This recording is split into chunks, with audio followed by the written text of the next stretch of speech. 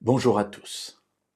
Nous terminons aujourd'hui cette courte série de 3 réflexions sur les temps de la fin, les derniers jours, comme le dit la Bible.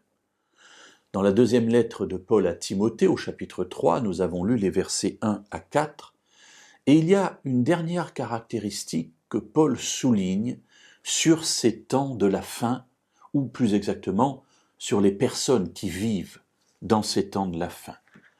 Nous la trouvons au verset 5.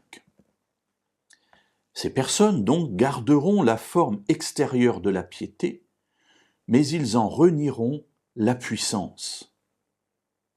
Et là, mes amis, je m'arrête quelques instants parce que ce que j'ai lu entre les versets 2 et 4, c'était la description de gens dont je pensais qu'ils étaient des païens, des gens qui ne connaissent pas Dieu.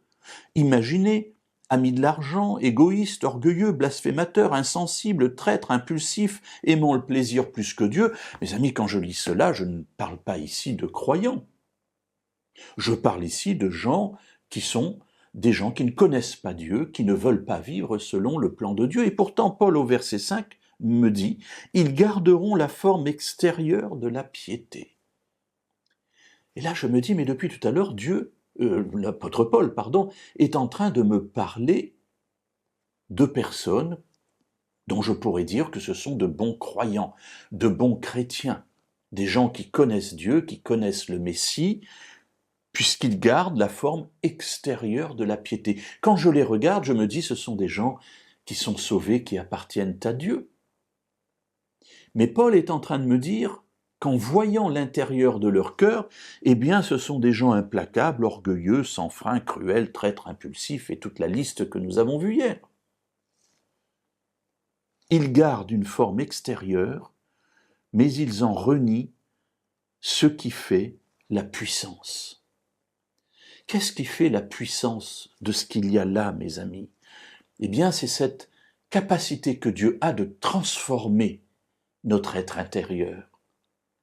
La présence de l'Esprit doit extirper de notre vie tout cela, parce que tout cela, nous l'avons tous eu, alors peut-être pas à des degrés identiques, bien entendu, mais nous sommes, et je vais le résumer sous une autre forme, nous sommes remplis par le péché. Eh bien, lorsque nous devenons des enfants de Dieu, Dieu vient vivre en nous et il extirpe de nous ce péché. Paul dit, éloigne-toi de ces gens-là. Éloigne-toi des gens qui n'ont que l'apparence de la piété. Mais il faut vivre les fruits de la piété.